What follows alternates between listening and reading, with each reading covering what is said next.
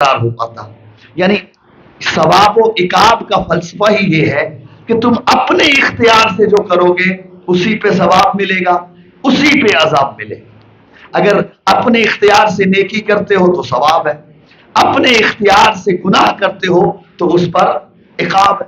یعنی اللہ نے کسی کو مجبور، بولے تو صحیح تھوڑا سا، نہیں کیا. اللہ نے مجبور، ہاں رستہ ضرور دکھا دیا، رستہ ضرور دکھا دیا، توجہ چاہ رہا ہوں. اور اللہ نے بتا دیا، خبردار خبردار، وہ کام ہرگز نہ کرنا جو تمہیں جہنم کی طرف لے جائے، وہ کام ہرگز نہ کرنا جو تمہیں اللہ کی سبیل سے بھٹکا دے. اور جو اللہ کی سبیل سے بھٹک جاتے ہیں، اس آیت کے لیے میں آج آپ کو زحمت دینا چاہ رہا تھا.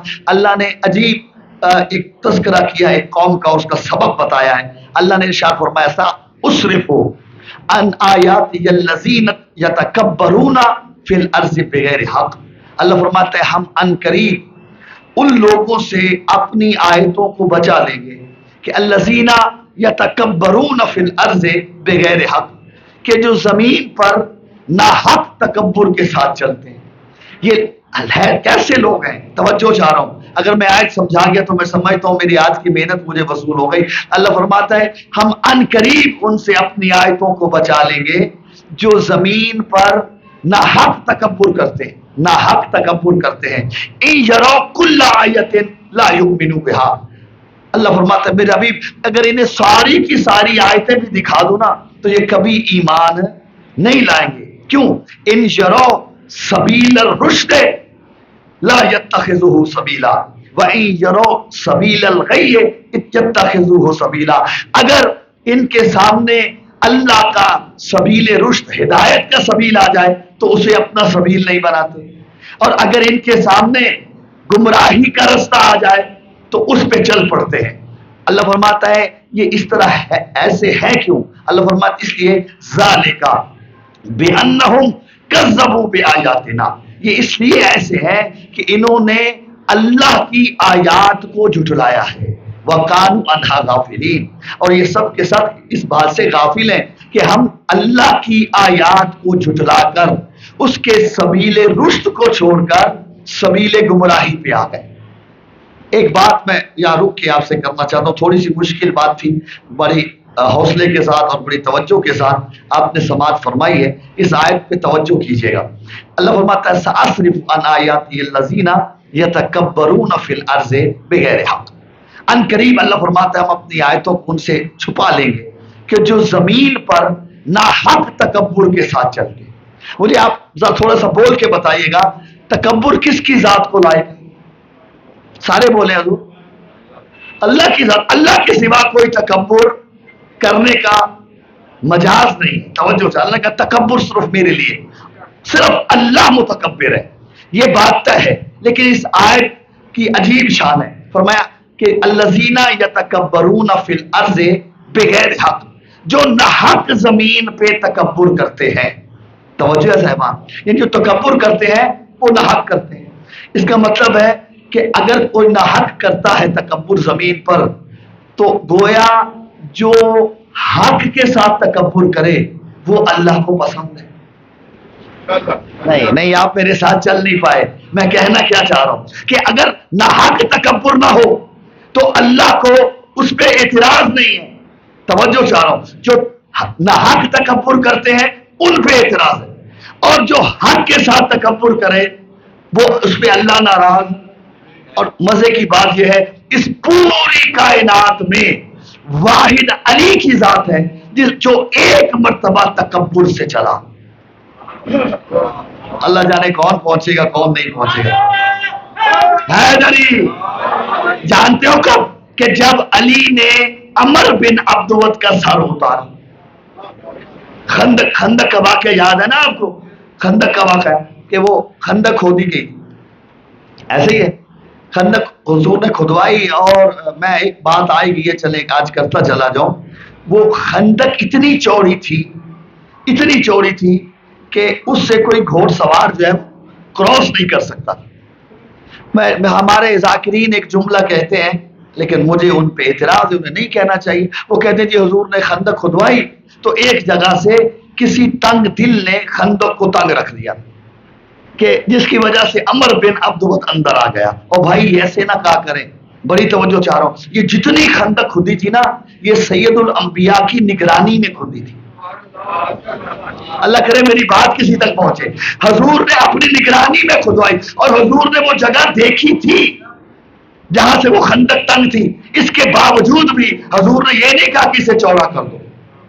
توجہ چاہ رہا ہوں، رسول جانتے تھے عمر یہاں سے آئے گا، لیکن اس کے باوجود بھی خندق کو وہاں سے چوڑا نہیں کروایا. اللہ کے حبیب یہ جو خندق کھدوائی ہے تو اسے بھی چوڑا کروا دیتے. کہ نہیں، میں دیکھنا چاہتا ہوں یہ جو بڑے اسلام کے مجاہد بنے پھرتے ہیں، ان میں سے بہادر کون کون ہے.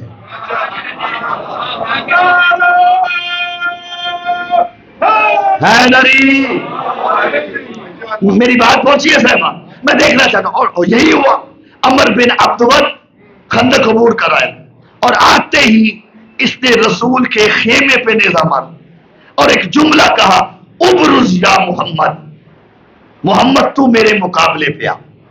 توجہ چاہ رہا ہوں، دیکھیں کیا سمجھتے ہیں آپ کہ حضور کا خیمہ خندق کے بالکل کراس کر کے تھا؟ بولیں، فاصلے پہ تھا، کافی فاصلہ تھا. اور مزے کی بات یہ ہے کہ جب ہم پوچھتے نا بھائی اتنی جنگیں رسول نے لڑی ہیں، فلاں جنگ میں، فلاں جنگ میں، فلاں جنگ میں، کسی جنگ میں جسے تم سمجھتے ہو وہ نظر نہیں آئے لڑتے ہوئے، کہاں آتے تھے وہ کہتے جی وہ تو رسول کے سیکیورٹی گارڈ تھے، وہ رسول کے خیمے کے باہر ہوتے تھے تاکہ کوئی دشمن رسول تک نہ پہنچنے پائے. شاید رسول نے خندق تنگ اس لیے رکھوائی تھی، جانتے تھے عمر بن عبدوت میرے خیمے تک آئے گا، لوگوں کو پتا چل جائے گا کہ یہ کتنے سیکورٹی گارڈ میرے پاس تھے. جسے سمجھ آتی ہے باتوں کی، جو بولنا عبادت سمجھتے ہو، اس لیے آ کے نے ہمارا کہا ابرز یا محمد، محمد تو میرے مقابلے پہ آ. تو رسول نے کیا کہا، من لحاظ القلب، کون ہے جو اس کتے کی زبان کو بند کرے گا؟ بولو میرے ساتھ، کون ہے جو اس کتے کی زبان کو بند کرے گا؟ روایت کی طرف سے کانہم علی رؤوسہم الطیور، سروں پہ پرندے بیٹھ گئے، کسی نے سر نہیں اٹھایا. اچھا حضور مزے کی ایک رک کے یہاں ایک بات کہنا چاہتا ہوں کہ یہ میرا رسول وہ ہے کہ جس نے زندگی میں کبھی کسی کو برا بلا نہیں کہا، خلق عظیم کا مالک ہے مصطفیٰ. یہ واحد موقع ہے جو رسول نے کہا من لحاظ القلب، کون ہے جس کتے کی زبان کو، بولو تو صحیح، بند کرے گا. یا رسول اللہ یہ کہ آپ نے کیا کہہ دیا، ایک انسان کو کتا کہہ دیا. دیکھیں ہم تو نہیں بولیں گے، ہم تو آپ کا کلمہ پڑھتے ہیں، لیکن کافر خاموش نہیں رہے گا، وہ تو یہی کہے گا نا، تم کہتے ہو ہمارا رسول خلق عظیم کا مالک ہے، یہ کیسا اخلاق ہے کہ ایک انسان کو کتا کہہ رہا ہے. یا رسول اللہ نہیں کہنا چاہیے تھا. عجب نے آواز سنا، خبردار میں ہوں ما ینطق عن الہوا کا مصداق، وہی بولتا ہوں جو اللہ کی وحی ہوتی ہے. اگر میں نے اسے کتا کہا ہے تو یہ کتا ہے. توجہ چاہ رہا ہوں. یا رسول اللہ کیوں کہا کہ اس کو کتا کہنے کا ایک سبب ہے. اللہ کے بھی کیا سبب؟ فرمایا میں نے اسے کتا اس لیے کہا لأنہ خوفنی علی بابی، اس نے مجھ محمد کے دروازے پہ آ کے مجھے ڈرانے کی کوشش کی ہے، اور میں کائنات کے لیے قانون بنا کے جا رہا ہوں کہ جو بھی دروازے محمد پہ آ کے بھونکے گا کتا ہی کہہ رہا ہے. سلامت رہو،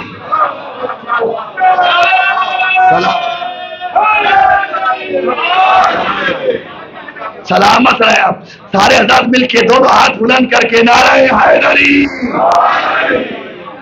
میں قانون بنا کے جا رہا ہوں، میں اصول بنا کے جا رہا ہوں، جو بھی دروازے محمد پہ آ کے پھونکے قیامت تک کے لیے وہ کتا ہے.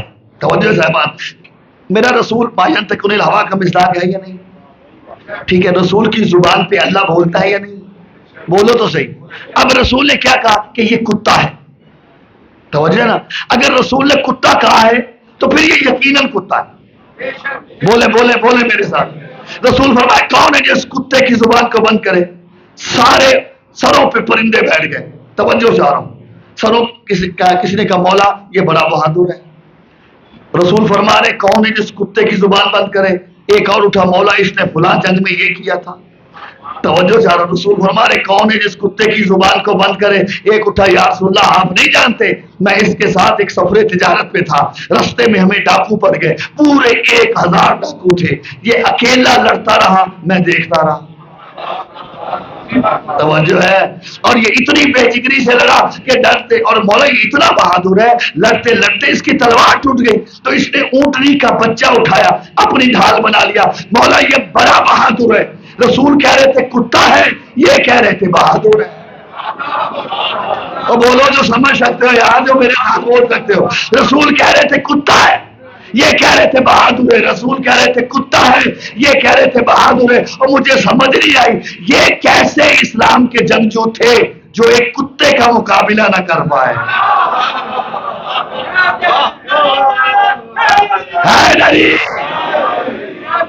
سلامت رہے آپ۔ جب رسول نے کہہ دیا کتا تو پھر اس کی حیثیت کتے سے زیادہ، بس یہی کہتا ہوں وہی اٹھا جسے اٹھنا تھا۔ اللہ اکبر۔ جب تیسری مرتبہ بھی علی اٹھے نا، کہا یار علی اب میرے ساتھ آ جاؤ۔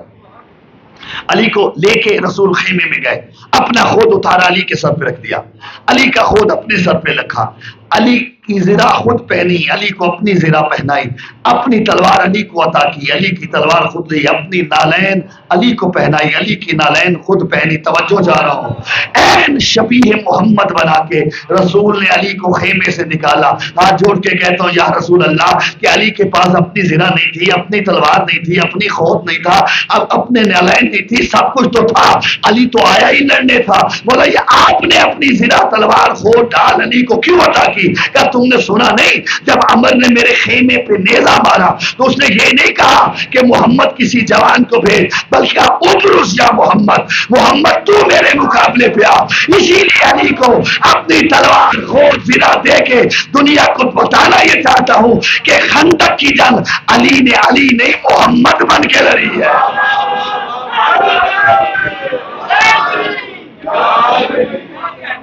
میری بات بہت سی ہے صاحبہ۔ چلیں میں بہت کم جنگیں پڑھتا ہوں لیکن آج میرا جی آ گیا کہ 2 جملے کہتا چلا جاؤں۔ ناراض تو نہیں بیٹھے نا؟ سلامت رہے۔ اب علی چلے شبیہ مصطفیٰ بن کے، توجہ چاہ رہا ہوں، جا رہے تھے نا علی میدان کی طرف عمر بن عبدت کے مقابلے کے لیے، نہ جانے کیا آیا رسول کے دل میں۔ رسول نے اپنے صاحب سے دیکھے پوچھا جانتے ہو یہ کون جا رہا ہے؟ توجہ چاہ رہا ہوں، توجہ۔ کسی نے کہا بہت علی جا رہا ہے، کسی نے کہا حیدر جا رہا ہے، کسی نے کہا غضنفر جا رہا ہے، کسی نے کہا رسول کا داماد جا رہا ہے، کسی نے کہا کعبے کا گوہر جا رہا ہے۔ جب سر کوئی اپنی اپنی کہہ چکا نا، رسول نے فرمایا مجھ سے بھی تو پوچھ لو کون جا رہا ہے۔ بولو کہ یا رسول اللہ فرمایا یہ کون جا رہا ہے؟ فرمایا سنو برز الایمان کلہ الی کفر کل، آج کل کا کل ایمان کل کفر کے مقابلے پہ جا رہا ہے۔ ابھی یعنی چند قدم اور آگے بڑھے تھے، کسی نے پھر پوچھ لیا یا رسول اللہ کون جا رہا ہے؟ فرمایا برز الدین کلہ الی شرک کلہ، آج کل کا کل دین کل شرک کے مقابلے پہ جا رہا ہے۔ ابھی علی چند قدم اور چلے تھے، پھر کسی نے پوچھ لیا مولا کون جا رہا ہے؟ فرمایا برز الاسلام کلہ الی نفاق کلہ، آج کل کا کل اسلام کل نفاق کے مقابلے پہ جا رہا ہے۔ اور فیصلہ آپ پہ چھوڑو، علی کل دین بھی ہے، علی کل ایمان بھی ہے، علی کل اسلام بھی ہے۔ آج قبلہ اس کائنات کا جو بھی کلمہ گو ہے نا، یا خود کو مسلمان کہلانا چاہتا ہے، یا خود کو دیندار کہلانا چاہتا ہے، یا خود کو جو ہے وہ مسلمان کہلانا چاہتا ہے، مومن کہلانا چاہتا ہے۔ رسول نے خندق میں فیصلہ کر دیا کل اسلام بھی علی، کل دین بھی علی، کل ایمان بھی علی۔ یعنی رسول سمجھانا یہ چاہتے تھے کہ اگر تم خود کو مسلمان کہلانا چاہتے ہو پھر بھی علی علی کرنا پڑے گا، اگر دیندار کہلانا چاہتے ہو پھر بھی علی علی کرنا پڑے گا، اگر خود کو مومن کہلانا چاہتے ہو جب تک علی کی ولایت نہیں ہوگی مومن بن ہی نہیں پاؤ گے۔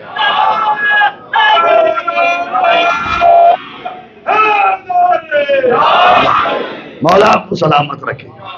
اچھا چلیں حضور ایک بات آپ کی محبت دیکھ کے اور ذہن میں آ گئی، کیا فرمایا رسول نے؟ برز الایمان کلہ الی کفر کلہ، کل کا کل ایمان کل کفر کے مقابلے پہ جا رہا ہے۔ توجہ صاحبان، یہ کل کفر کسے کہا ہے رسول نے؟ بولے عمر بن، کوشش کریں یہ بولنے کی آپ مجھ سے بہتر جانتے ہیں اور زیادہ جانتے ہیں، یہ تھوڑی سی عادت بنائیے گا ساتھ بولنے کی، کہ عمر بن عبد کو رسول نے کہا کل کفر، میں کہتا ہوں یا رسول اللہ یہ کیا کر دیا، ایک معمولی سے کافر کو کل کفر کا ٹائٹل دے دیا۔ بھئی کون ہے یہ عمر بن عبد؟ یہ ایک بدر کا بھاگا ہوا سپاہی آج خندق میں علی کے مقابلے پہ آیا ہے، تو رسول نے کہہ دیا یہ کل کفر ہے۔ مولا یہ کیسے کل کفر ہو گیا؟ بھئی اگر کل کفر ہونا چاہیے تھا تو شیطان کو ہونا چاہیے تھا۔ توجہ ہے یہ نہیں؟ بھائی سارے گناہ جو کرتے ہیں اسی کے کھاتے میں نہیں ڈالتے ہم، بولیں اور بھائی نماز کیوں نہیں پڑھی؟ کہ شیطان نے بہکا دیا، شیطان نے صبح اٹھنے ہی نہیں دیا۔ والدین کی نافرمانی کیوں کرتا ہے؟ شیطان بہکا دیتا ہے، شیطان غالب آ جاتا ہے۔ جو بھی گناہ کرو اس کے کھاتے میں ہم ڈال دیتے، ایسے ہے یا نہیں؟ بولو تو صحیح۔ تو پھر اس سے بڑا کافر کیا کون ہوگا؟ اور لیکن اللہ نے قرآن میں کیا کہا؟ کانا من الکافرین، یہ کافروں میں سے ایک کافر تھا۔ توجہ چاہ رہا ہوں بھائی، شیطان ہو کر بھی کل کفر کے ٹائٹل کے لائق نہ بن پایا۔ توجہ چاہ رہا ہوں، پرور اللہ کے حبیب اگر کل کفر ہونا چاہیے تھا تو شیطان کو ہونا چاہیے تھا۔ یہ آپ نے ایک معمولی سے کافر کو کل کفر کا ٹائٹل کیوں دے دیا؟ کہ خبردار میں دنیا کو ایک قانون بتا کے جا رہا ہوں، ایک اصول بتا کے جا رہا ہوں، کیا کہ علی ہے کل ایمان، جب بھی جہاں بھی جو بھی اس کے مقابلے پہ آئے گا کل کفر ہی کہلائے گا۔ میری بات کون چیز ہے؟ توجہ میں تو رکھیے گا نام والا۔ اچھا علی آئے عمر بن عبد کے مقابلے، بڑی توجہ چاہ رہا ہوں۔ حدیث السن علی، نوجوان ہے، یہ علی کی نوجوانی کا دور، اور 90 سال کا تجربہ کار عمر بن عبد، بڑی توجہ چاہ رہا ہوں، 90 سال کا تجربہ کار عمر بن عبد دیکھ کے کہتا ہے کہ اے بچے تو کون ہے؟ فرمایا انا علی بن ابی طالب، جو میرے ساتھ چل سکتے ہو، انا علی بن ابی طالب۔ دیکھیں جو عربوں کے جنگوں کے اصول سمجھتے ہیں، عرب جو ہے نا وہ جنگوں میں رجز پڑھا کرتے تھے، جو بھی بہادر آتا وہ رجز پڑھتا، کون ہوں، کس کا بیٹا ہوں، کیا کیا میرے کارنامے، کون کون سی میں نے جنگیں لڑی۔ لیکن اس جنگ میں عمر بن عبد نے رجز نہیں پڑھا۔ توجہ چاہنا، کیوں؟ رجز میں پہلوان کا تعارف ہوتا ہے، لیکن اس جنگ میں عمر بن عبد نے رجز کیوں؟ وہ جانتا تھا بہت سے ہیں جو خیمہ رسول میں بیٹھ کے اس کی طرف سے رجز پڑھ رہے ہیں۔ وہ پہلے ہی پتا نا کتنا بات ہو، لیکن علی نے رجز پڑھا ہے اس میں آ کے۔ توجہ چاہ رہا ہوں، اس نے کہا بچے تو کون ہے؟ کہا انا علی بن ابی طالب۔ توجہ چاہ رہا ہوں، جب کہا علی بن ابی طالب، کہا علی میں تجھ سے جنگ نہیں کروں گا۔ کہا کیوں؟ کہ اس لیے کہ تیرا باپ ابو طالب کسی دور میں میرا دوست ہوا کرتا تھا۔ اب مرضی آپ کی بولیں یا نہ بولیں، جملہ ہدیہ کرنا جا رہا ہوں۔ تیرا باپ ابو طالب کسی زمانے میں میرا دوست ہوا کرتا تھا، تو اسے جنگ نہیں کروں گا۔ جیسے کہ نا میرا دوست ہوا کرتا تھا، علی کے چہرے پہ جلال آیا، فرمایا اسکت ایھا الکافر لا صداقت بین الکفر والاسلام۔ او کافر خاموش ہو جا، کبھی مسلمان اور کافر بھی دوست ہوتے ہیں۔ سلامت رہو جسے سمجھ آئیے بات کی، کیا مسلمان اور کافر بھی دوست ہوتے ہیں؟ توجہ چاہ رہا ہوں۔ کہا اچھا علی پھر کیا چاہتا ہے؟ علی فرماتے ہیں پہلی بات تو یہ ہے کہ تو اسلام قبول کر لے۔ توجہ چاہ رہا ہوں، کہتا ہے اگر اسلام قبول کرنا ہوتا تو مسلمانوں سے لڑنے کیوں آتا؟ یہ شرط قبول نہیں۔ کہا اچھا اگر شرط قبول نہیں تو پھر ایسے کر، بھاگ جا، واپس چلا جا۔ بھئی عجیب جملہ کہا ہے، خدا گواہ عجیب جملہ کہا ہے عمر بن عبد نے اس بات کے جواب میں۔ جب علی نے کہا نا واپس چلے جا، بھاگ جا، کہ نہیں جاؤں گا۔ فرمایا کیوں؟ کہا اس لیے کہ عرب کی عورتیں تانے دیں گی۔ اللہ جانے کہاں گھوم بیٹھے ہو یار۔ اس لیے نہیں بھاگوں گا کہ عرب کی عورتیں تانے دے گی۔ قبلہ اگرچہ کافر تھا، اتنا تو جانتا تھا کہ جو جنگ سے بھاگتا ہے اسے عورتیں تانے دے دے کے مار دیتی. میری بات پہنچ رہی ہے صاحبان؟ تو جو بھاگتے رہے یہ اب ان کی غیرت تھی. بہرحال میں اس بات پہ نہیں جا رہا. فرمایا اچھا نہیں تو اس طرح کر. یہ اپنے گھوڑے سے اترا. توجہ چاہو. جب کہا نا گھوڑے سے اترا، یہ گھوڑے سے اترا. تاریخ کا فرق پلٹ رہا ہوں. اتنا اپنے طاقت کے نشے میں مغلوب تھا کہ اس نے اترتے ہی اپنے گھوڑے کی ٹانگیں کاٹ دی. توجہ چاہو. علی سے کہا علی وار کر. فرمایا ہم نے کبھی پہلے وار کیا ہی نہیں. توجہ چاہ رہا ہوں. جب کہا نا وار کیا ہی نہیں، پہلے تو وار کر. قبلہ اس نے وار کیا اور اتنی شدت کا وار کیا کہ علی نے سامنے ڈھال کی. علی کی دانت کو توڑ کر علی کے سر پہ تلوار لگی. زخمی ہوا علی. توجہ چاہ رہا ہوں. اس کے بعد سرکار علی نے حملہ کیا. کیا کیا؟ سب سے پہلے اس کی ٹانگیں کاٹ دی. توجہ صاحبان. اب یہ گر پڑا. جب یہ گر پڑا تو علی اس کے سینے پہ پاؤں کو ایک انگوٹھا رکھ کے کھڑے ہو. توجہ چاہ رہا ہوں. اب میں بات کہنا چاہ رہا ہوں، اللہ جانے کس تک پہنچے کس تک نہ پہنچے. وہ جو دھول چھٹی نا، وہ جو جنگ کرتے ہوئے دھول اٹھی تھی، اب جو دھول چھٹی تو رسول کے خیمے کے قریب بیٹھے ہوئے لوگوں نے منظر دیکھا. توجہ چاہ رہا ہوں کہ مرہم زمین پہ ہے، وہ عمر بن عبد زمین پہ ہے اور علی اس کے سینے پہ صرف پاؤں کا انگوٹھا رکھ کے کھڑا ہے. وہ جو پہلے ہی ڈرے ہوئے تھے عمر بن عبد سے، وہ کہتے ہیں یا رسول اللہ، یہ دیکھیے علی کیا کر رہا ہے، علی کیا کر رہا ہے. فرمایا کیا ہوا؟ کہ دیکھیں نا اب گرا ہی لیا ہے، اگر تو پاؤں کا انگوٹھا رکھ کے کھڑے، جلدی سے مارتے کیوں نہیں؟ اگر کہیں عمر اٹھ گیا تو کیا ہوگا؟ توجہ چاہ رہا ہوں. اگر عمر اٹھ گیا تو کیا ہوگا؟ رسول مسکرا کے کہتے ہیں گھبراؤ نہیں. علی نے صرف پاؤں کا انگوٹھا نہیں رکھا، 14 طبق کا وزن سینے پہ رکھا.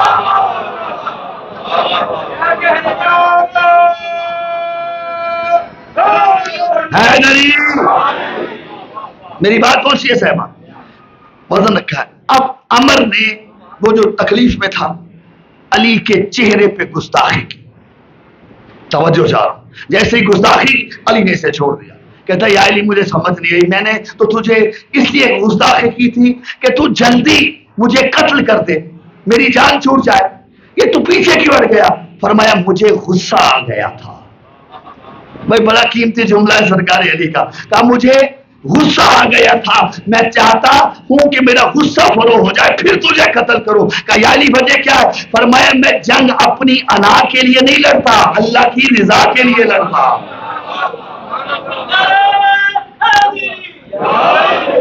مولا آپ کو سلامت رکھے. اپنی انا کے لیے نہیں، اللہ کی رضا کے لیے لڑتا ہوں. قبلہ اس کے بعد جب علی کا غصہ فروغ ہوا تو علی نے اس کا سر تن سے جدا کیا اور سر کو اٹھا کے علی لے کے چلے رسالت امام کی خدمت میں. تو علی کی چال میں تکبرانہ چال تھی. وہ جو جل رہے تھے نا بیٹھے، کہا دیکھیں یا رسول اللہ یہ علی کیا کر رہا ہے، کیسے تکبر سے چل رہا ہے. کہا خبردار، علی کا یہ تکبر آج اللہ کو پسند ہے، اسی لیے اللہ نے کہا ضربت علی فی یوم الخندق افضل من عبادت الثقل ہے. میری بات پہنچی ہے صاحبہ؟ اچھا باتوں سے باتیں نکلتی جائیں گی. بات کہاں پہ کھڑی تھی؟ یا سأصرف ان آیاتی الذین یتکبرون فی الارض بغیر حق. اللہ فرماتا ہے ان قریب ہم اپنی آیتیں ان سے چھپا دیں گے کہ جو زمین پر ناحق تکبر سے چلتے ہیں. اللہ فرماتا ہے ان یروا کل آیۃ لا یؤمنوا بها. اگر تم ساری کی ساری آیتیں بھی میرے حبیب نے دکھا دو نا تو یہ کبھی ایمان بولے تو صحیح نہیں لائیں گے. کیوں؟ ان یروا سبیل الرشد لا یتخذوه سبیلا. اگر یہ سبیل ہدایت کو دیکھتے ہیں تو اسے اپنا سبیل قرار نہیں دیتے. وَإِن يَرَوْا سَبِيلَ الْغَيِّ يَتَّخِذُوهُ سَبِيلًا. اور اگر یہ گمراہی کے راستے کو دیکھتے ہیں تو اس پر چل پڑتے. توجہ چاہ رہا ہوں. اللہ کہتا ہے سبب کیا ہے اس کا؟ سبب یہ ہے، اللہ فرما رہا ہے سبب یہ ہے ذَلِكَ بِأَنَّهُمْ كَذَّبُوا بِآيَاتِنَا. یہ وہ لوگ ہیں جنہوں نے ہماری آیتوں کو جھٹلایا ہے. توجہ صاحبان، دیکھیں اللہ کی آیت ہے کیا؟ بس ایک جملہ اور کہہ کے آپ کی زحمت تمام کروں، کل یہیں سے گفتگو آگے بڑھے گی. بھئی اللہ کی آیت ہے کیا؟ اللہ نے کائنات کا ذرہ ذرہ اپنی نشانی قرار دیا. توجہ سے یہ زمین اللہ کی آیت، یہ ہوا کا چلنا اللہ کی آیت، یہ سورج و چاند کا طلوع و غروب ہونا اللہ کی آیت، یہ دن اور رات کا تبدیل ہونا اللہ کی آیت، کائنات کا ذرہ ذرہ اللہ کی آیت ہے. یہ ہے عمومی آیات. توجہ چاہ رہا ہوں کہ جسے ہر کوئی دیکھتا ہے، اچھا انکار بھی نہیں کر پاتا. آپ دیکھیں آج کل کے جدید تحقیقاتی دور میں جس شے پہ بھی دنیا ریسرچ کر رہی ہے، مانتی ہے کوئی ہے کہ جس نے اتنا پختہ نظام بنایا ہے. میری بات پہنچی ہے صاحبان؟ کوئی ہے جس نے اتنا اعلیٰ نظام ترتیب دیا ہے؟ اللہ کی آیات کو دیکھ رہے ہیں، جھٹلا نہیں رہے. تو پھر کون سی آیت ہے کہ جس کو یہ جھٹلاتے ہیں؟ ایک جملہ بس آج کی حد تک، اور جو میرے ساتھ چل سکتا ہے. بھئی کچھ اللہ کی خاص آیتیں ہیں جن کو جھٹلانا سبیل گمراہی ہے، جن پر ایمان لانا سبیل الہی ہے. توجہ ہے نا صاحبان؟ وہ آیتیں کیا ہیں؟ اس کا تعارف اللہ نے قرآن کریم کی آیت پہ فرمایا. توجہ تھا، سبحان الذی اسری بعبدہ لیلا من المسجد الحرام الی المسجد الاقصی الذی بارکنا حولہ کیوں لنریہ من آیاتنا. پاک ہے وہ خدا جو اپنے عبد کو لے گیا، راتوں رات لے گیا، مسجد الحرام سے مسجد اقصی انتہائی بلندی والی مسجد تک لے گیا. کیوں؟ اللہ فرماتے ہیں لنریہ من آیاتنا، ہم اپنے حبیب کو اپنی آیات دکھانا چاہتے تھے. جو بول سکتا ہے میرے ساتھ اس کے لیے جملہ ہدیہ کرو. لنریہ من آیاتنا، اللہ کہتا ہے ہم اپنے حبیب کو اپنی آیات دکھانا چاہتے تھے. تو سمجھ میں آیا کہ شب معراج رسول او ادنا پہ اللہ دیکھنے نہیں گیا، آیت اللہ دیکھنے گیا. سلامت رہو جسے سمجھ آ رہی ہے میری باتوں میں. اللہ دیکھنے نہیں گیا کیونکہ اللہ تو کسی کی نظر میں آ ہی نہیں سکتا، آیت اللہ دیکھنے گیا. اچھا وہ آیات کیا ہیں جو اللہ نے رسول کو دکھائیں، جس کے لیے اللہ نے کہا کہ اللہ نے اپنے حبیب کو آیات کبریٰ دکھائی. لقد راؤ آیات الکبریٰ، اللہ نے اپنے حبیب کو اپنی بڑی نشانیاں دکھائی. یعنی وہ آیات ایسی آیات ہیں کہ جو دوسری آیات سے افضل ہے. توجہ چاہ رہا ہوں، جس کے لیے اللہ نے اپنے حبیب کو وہاں تک بلایا ہے وہ اللہ کی آیات کبریٰ ہیں. وہ آیات کے بس یہ بتا کے آپ کی زحمت تمام کر رہا ہوں، بڑی توجہ چاہتا ہوں. بھئی سفر معراج دیکھیے گا کہاں سے کہاں تک ہے؟ من المسجد الحرام الی المسجد الاقصی، مسجد حرام سے لے کر مسجد انتہائی بلندی والی مسجد اقصی تک. بھئی مسجد کسے کہتے ہیں؟ آپ بولیں بولیں بولیں حضور، مسجد کسے کہتے ہیں؟ نہیں، اللہ کا گھر تو بیت اللہ ہوتا ہے. بھائی توجہ چاہ رہا ہوں، مسجد کا معنی اللہ کا گھر نہیں. مسجد کا مطلب یہ اس میں ظرف مکان ہے. مسجد اسے کہتے ہیں جہاں سجدہ کیا جائے وہ مسجد ہے. توجہ چاہ رہا ہوں، جائے سجدہ کو مسجد کہتے ہیں. توجہ چاہ رہا ہوں، یہ ہم جو ایک مکان مخصوص بناتے ہیں وہاں پہ ہم نماز پڑھتے سجدہ کرتے ہیں تو اسے کہتے ہیں یہ کیا ہے؟ مسجد. اب چونکہ یہ شبیہ ہے بیت اللہ کی اس لیے اسے اللہ کا گھر کہہ دیا جاتا ہے، وگرنہ مسجد کا جو لفظی معنی ہے وہ کیا ہے؟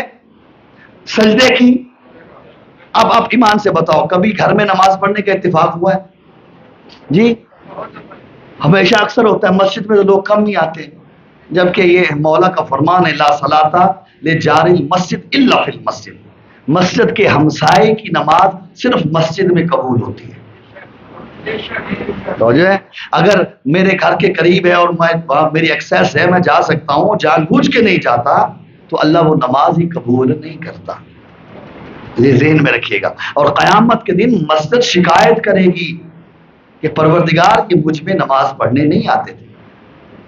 لیکن اگر کبھی ہو جاتا ہے انسان بیمار ہو جاتا ہے نہیں جا سکتا، ٹھیک ہے، یا لیٹ گھر پہنچا ہے اور مسجد پہ جانے کا وقت گزر گیا یا نماز قضا ہو رہی ہے تو گھر میں بھی پڑھ لیتا ہے. اور اگر نہ بھی پڑھتا ہو ویسے بھی حکم ہے کہ واجب نماز مسجد میں پڑھو اور نافلہ نماز اپنے گھر میں پڑھو. توجہ ہے ماں. جب آپ گھر میں نماز پڑھتے ہو تو کیا اس میں سجدہ نہیں کرتے؟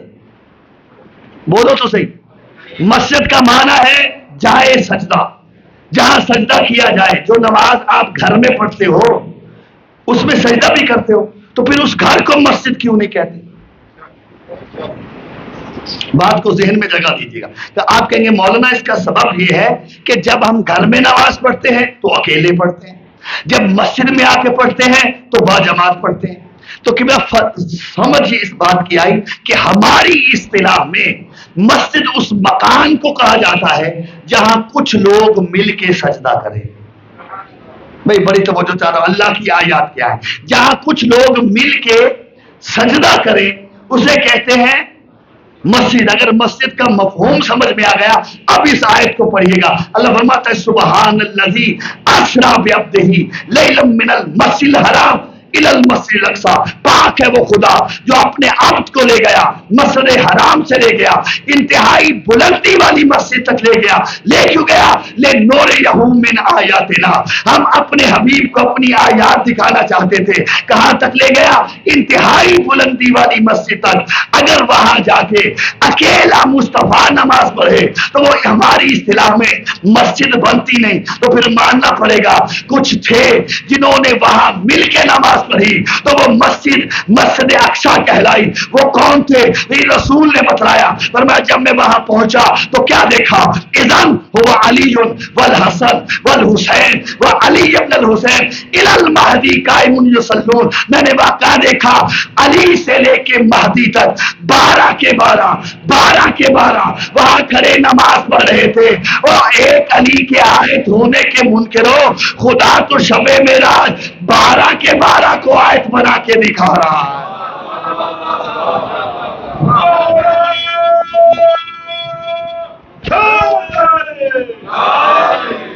محمد والے محمد صلوات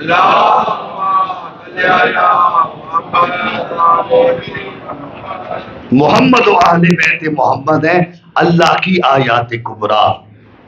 اللہ فرماتا ہے جو میری آیتوں کو جھٹلاتا ہے، توجہ چاہ رہا ہوں، وہ سبیل رشد پہ نہیں، الہی سبیل پہ نہیں بلکہ گمراہی کے راستے پہ ہے. دنیا کو آل محمد کی محبت و ولایت کا اعتراف کرنا پڑے گا اگر وہ سبیل الہی پہ رہنا چاہتے ہیں. لیکن بڑے افسوس کی بات ہے کہ خدا کی قسم جتنے یہ سچے تھے اتنا ہی لوگوں نے ان کو جھٹلایا ہے. اللہ اکبر. جتنے یہ سچے تھے، جتنے یہ پاکیزہ تھے، جتنے یہ اعلیٰ تھے، لوگوں نے اتنی ہی انہیں تکلیف دی ہے. خدا کی قسم حسین نہیں جانا چاہتے تھے کوفہ. کوفیوں نے خط لکھ کے کہا حسین کوفے آ جائیے، تلواریں آپ کی نصرت کے انتظار میں ہے. حسین نے کوئی جواب نہیں دیا. ایک خط آیا، ایک ڈھیر لگا تھا کوفیوں کے خطوں کا. ایک خط آیا، حسین ہم تم سے ہدایت لینا چاہتے ہیں. اچھا ہدایت چاہتے ہو، ہم تمہاری ہدایت کریں گے. حسین نے ایک خط لکھا، فرمایا تمہارے بہت سے خطوط آئے، ہدایت لینا چاہتے ہو تو سنو میں اپنے سفیر کو تمہاری طرف بھیج رہا ہوں.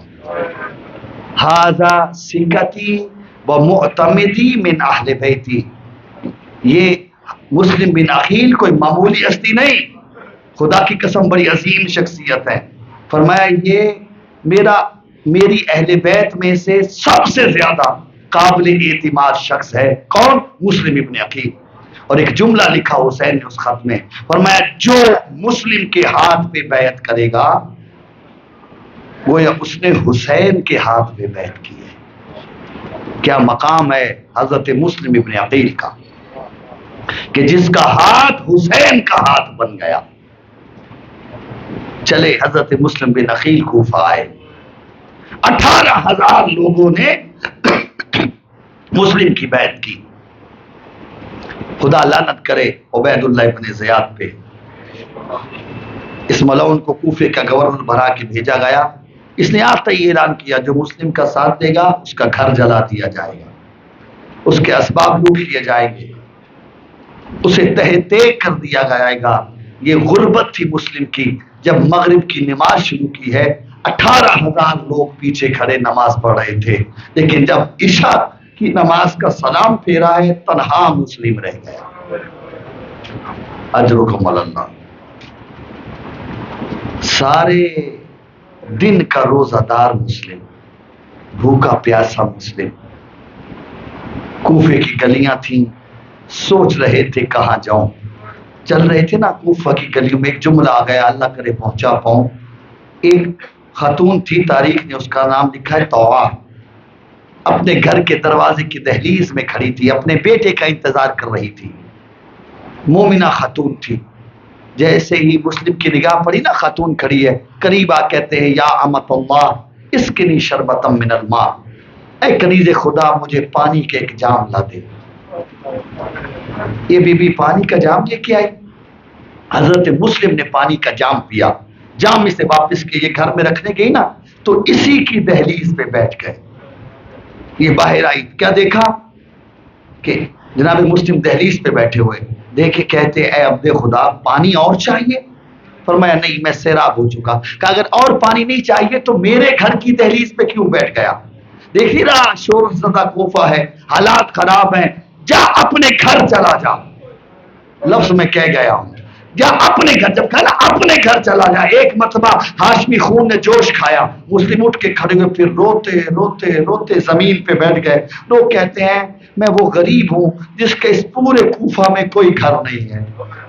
کہا کون ہے آپ؟ کہا انا مسلم بن عقیل, میں حسین کا سفیر ہوں, میں مسلم بن عقیل ہوں. ہاتھ جوڑ کے کہتی ہے مولا مجھے معاف کرنا, میں پہچان نہیں پائی. مولا یہ آپ کا اپنا گھر ہے, تشریف لائیے. مسلم اس کے گھر میں تشریف لے کے اس نے مسلم کو حجرہ دیا. ساری رات مصلی عبادت پہ بیٹھے رہے. اس بی بی کا بیٹا ملعون تھا. جب اسے پتا چلا نا کہ مسلم جسے ابن زیاد پورے کوفہ میں تلاش کر رہا ہے وہ تو میرے گھر میں چھپا بیٹھا ہے, جا کے اس نے ابن زیاد کو اطلاع دی. عزادارو ابھی فجر کی نماز کا سلام پھیرا تھا مسلم نے کہ گلی میں گھوڑوں کی ٹاپوں کی آوازیں آنی شروع ہوئی. جیسے گھوڑوں کی ٹاپوں کی آوازیں آنی شروع ہوئی نا, مسلم نے سلاح جنگ پہنا, حجرے سے نکلنے لگے. سامنے تو آ گئی, ہاتھ جوڑ کہتی ہے مولا گھر میں رہیے یا آپ زیادہ محفوظ ہیں. رو کے فرماتے ہیں تو نے مجھے پہچانا نہیں, میں ہاشمی ہوں, میری غیرت گوارا نہیں کرتی, میں زندہ ہوں اور فوج کسی گھر میں گھسا ہے. اجرکم اللہ. بس ازادارو مسلم گھر سے نکلے, گلی میں آئے, جنگ شروع کی. عجیب مظلومیت ہے حضرت مسلم کی. سامنے بھی فوج ہے, پیچھے بھی فوج ہے, مکانوں کی چھتوں پہ بھی فوج ہے. مسلم تلواروں کا مقابلہ کر رہا ہے, نیزوں کا مقابلہ کر رہا ہے, اور جو چھت پہ بیٹھے وہ مسلم کو تیر مار رہے ہیں. چاروں طرف سے گھرا ہوا مسلم. بڑی جنگ کی مسلم نے. عزادارو ایک بات کہنا چاہتا ہوں, اگر پہنچ گئی تو گریے کا سبب ہے. حسین کے ساتھ 2 شیر تھے جو مدینے سے کربلا تک آئے تھے, ایک جناب عباس اور ایک جناب مسلم. حسین نے اپنی طاقت کو تقسیم کر دیا, مسلم کو کوفہ بھیجا, عباس کو جو ہے اپنے ساتھ کربلا میں رکھا. لیکن عزادارو جنگ مسلم نے بھی کی اور کربلا میں ایک حملہ عباس نے بھی کیا تھا کہ جب فجر کے بعد ایک اجتماعی حملہ ہوا تھا جو تاریخ کربلا سے واقف ہے, اس میں مولا عباس بھی لڑے. لیکن دونوں کے لڑنے میں بڑا فرق تھا. جب عباس لڑے کھلا میدان تھا, جب عباس لڑے حسین داد شجاعت دے رہے تھے, جب عباس لڑے زہرا کی بیٹیاں سر پہ قرآن رکھ کے دعائیں مانگ رہی تھی. لیکن عزادارو جب مسلم لڑا کھلا میدان نہیں, کوفے کی تنگ گلیاں تھی, کوئی حوصلہ دینے والا نہیں تھا, کوئی دعائیں مانگنے والا نہیں تھا. پھر بھی آل محمد کا شیر بڑی بے فکری سے لڑا. جب ان کے قابو نہ آئے نا مسلم, انہوں نے ہیلا کیا, ایک گڑھا کھودا, اس پہ گھاس ڈالی, گھیر کے مسلم کو لائے. مسلم گھڑے میں گرے, بس گرنا تھا. کسی نے تلوار ماری, کسی نے نیزہ مارا, مسلم زخمی ہوتے چلے گئے. کنویں کی دیوار کے ساتھ, گڑھے کی دیوار کے ساتھ مسلم نے سر ٹکا دیا. ایک ملعون آگے بڑھ کے کہتا ہے مسلم اپنا ہاتھ دے, تجھے میں باہر نکالتا ہوں، تیرے لیے امان ہے۔ جب لفظ امان آیا، مسلم نے تلوار گلے میں حمائل کی، اسے ہاتھ دیا، اس ملعون نے مسلم کو نکالا، نکالتے ہی دونوں ہاتھ باندھ دیے، باندھ کے گرفتار کیا، لے کے چلا دارالامارہ کی طرف۔ اب میں مصائب شروع کرنے جا رہا ہوں جو اب تک نہیں رو پایا۔ چند لمحوں کے لیے آل محمد کے صدقے میں جھولیاں پھیلا کے آل محمد سے آنسوؤں کی بھیک مانگ لینا۔ یہ تو آپ جانتے ہیں نا، جو زخمی ہوتا ہے اسے پیاس بہت لگتی ہے۔ اجرکم اللہ۔ جیسے ہی مسلم آئے نا دارالامارہ میں، جیسے ہی دارالامارہ میں آئے، ٹھنڈے پانی کی سراہیاں لگی دیکھی، کہا کوئی ہے جو مجھے پانی پلائے؟ عزادارو ایک جام مسلم کے سامنے آیا، مسلم کے سامنے ایک جام آیا، عزادارو پینا چاہا مسلم نے، اوپر والا ہونٹ کٹا تھا، خون شامل ہوا، زمین پہ گرا دیا۔ دوسرا جام آیا، پھر پینا چاہا، منہ کا خون شامل ہوا، گرا دیا۔ جب تیسرا جام آیا نا، اب جو مسلم پینے لگے، سامنے کے دو دانت کوزے میں جا گرے، پانی زمین پہ پٹکا، آسمان کی طرف دیکھ کہتے پروردگارا سمجھ گیا، میرے مقدر میں دنیا کا دانہ پانی نہیں رہ گیا۔ میں کہتا ہوں جناب مسلم، کیسے پی لیتے آپ پانی؟ اس حسین پہ قربان ہونے جا رہے ہو جو کربلا میں 3 دن کا بھوکا پیاسا مارا جائے۔ اجرکم اللہ۔ رونے میں شرم نہ کیا کرو، اللہ جانے پھر کس کی قسمت میں ہوتا ہے، کس کی قسمت میں نہیں ہوتا۔ عزادارو ابن زیاد کے سامنے لایا گیا، کسی ملعون نے کہا، کسی ملعون نے کہا مسلم تو نے امیر کو سلام کیوں نہیں کیا؟ اللہ کرے جس کی سمجھ میں لفظ آئے گریے کا سبب ہے، تو نے امیر کو سلام کیوں نہیں کیا؟ مسلم دیکھ فرماتے لعنت ہے تجھ پہ، تیرے امیر پہ، میرا امیر تو میرا مولا حسین ہے، میرا سلام میرے مولا حسین پہ۔ ایک محقق کا جملہ ہے، جیسے ہی مسلم نے کہا نا میرا امیر تو مولا حسین ہے، میرا سلام مولا حسین پہ، پہلو سے زہرا کی آواز آئی، شاباش و مسلم، دشمن کے دربار میں تو نے میرے حسین کو امیر کہہ کے یاد کیا۔ میں زہرا وعدہ کرتی ہوں قیامت تک لوگ حسین کو غریب کہہ کے یاد کریں گے، تجھے امیر کہہ کے یاد۔ اجرکم اللہ۔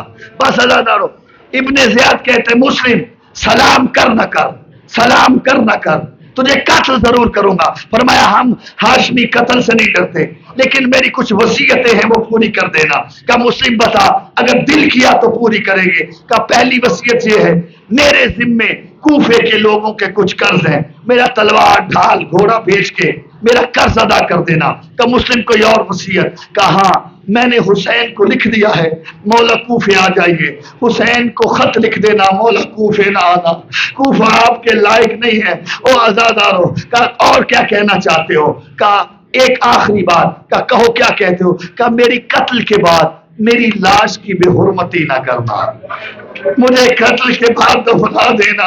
او عزادارو اس نے ابن بکیر کو اشارہ کیا کہ مسلم کو دارالامارہ کی چھت پہ لے جاؤ اور جا کے سرتن سے جدا کر کے لاش زمین پہ پھینک دو۔ او عزادارو جیسے مسلم چل رہے تھے نا دارالامارہ کی سیڑھیاں، مسلم کی آنکھوں سے آنسو جاری ہوئے۔ یہ ابن بکیر ملعون دیکھ کے کہتے مسلم موت سے ڈر گیا ہے اس لیے رو رہا ہے۔ میں نہیں ملعون موت سے نہیں ڈرا، پھر رو کیوں رہا ہے؟ کہ رو اس لیے رہا ہوں میں نے حسین کو خط لکھ دیا ہے مولا کوفے آ جائیے۔ عزادارو مسلم کہتے رونا اس بات کا ہے حسین اکیلا نہیں، زہرا کی بیٹی آزاد ہے، کوفہ ان کے لائق نہیں ہے۔ بس عزادارو مسلم دارالامارہ کی چھت پہ آئے، ابن بکیر ملعون دیکھ کے کہتے مسلم سر جھکا، میں تیرا سر تن سے جدا کروں گا۔